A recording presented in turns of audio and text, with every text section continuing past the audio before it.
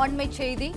கோவை சூலூரில் 10 வயது சிறுமி கடத்தப்பட்டு கொடூர கொலை செய்யப்பட்ட வழக்கில் பிரேத பரிசோதனை நிறைவு பெற்றது. இது தொடர்பான கூடுதல் விவரங்களுடன் இணைகிறார் எமது செய்தியாளர் நேசராஜ். நேசராஜ், வணக்கம். விவரங்களை பதிவு செய்யலாம். வணக்கம். கோவையில் கடந்த 21ஆம் தேதி சூலூர் அருகே பாரதிபுரம் பகுதியில் 10 வயது சிறுமி வீட்டில் வெளியே விளையாடிக் கொண்டிருந்தார்.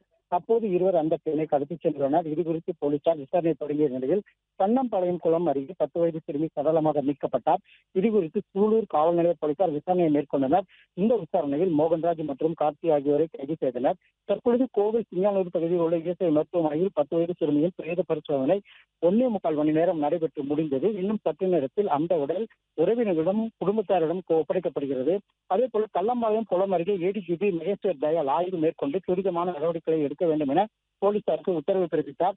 அதே போல கோவை இஎஸ்ஐ மருத்துவமனையிலிருந்து 10 வயது சிறுமியின் உடல் சேலம் மாவட்டம் மேட்டூர் அருகே உள்ள கொளத்தூர் கிராமம் உடல் கொண்டு செல்லப்படுகிறது என உறவினர்கள் தெரிவித்துள்ளனர்.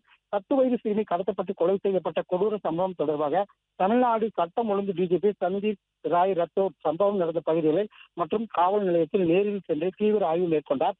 பொதுமக்கள் மற்றும் சிறுமியின் பெற்றோர் தரப்பில் வலியுறுத்தப்பட்டு இந்த சம்பவத்தின் தீவிரத்தை கருத்தில் கொண்டு தமிழக காவல்துறை தலைவர் டிஜிபி சந்தீப் ராய் ரத்தோர் கோவைக்கு நேரில் வருகை தந்துள்ளார். சிறுமியின் உடல் கண்டெடுக்கப்பட்ட சூலூர் அருகே உள்ள கண்ணம்பாளையம் குளம் பகுதிக்கு சென்ற அவர் சம்பவ இடத்தை நேரில் பார்வையிட்டு ஆய்வு செய்தார். குற்றவாளிகள் எந்த வழியாக வந்திருக்கக்கூடும், தடயங்கள் ஏதேனும் சேகரிக்கப்பட்டுள்ளதா என்பது குறித்து அங்கிருந்த உயர் அதிகாரியிடம் கேட்டறிந்தார். இதனைத் தொடர்ந்து சூலூர் காவல் நிலையத்திற்கு சென்ற டிஜிபி அங்கு இந்த வழக்கு தொடர்பாக இதுவரை மேற்கொள்ளப்பட்ட விசாரணை முன்னேற்றம் குறித்தும் விரிவான வழக்கு ஆய்வு நடத்தினார்.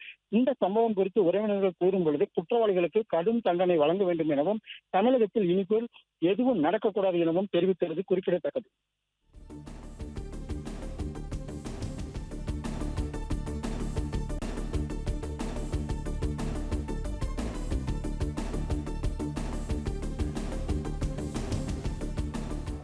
விவரங்களுக்கு நன்றி நேசராஜ்.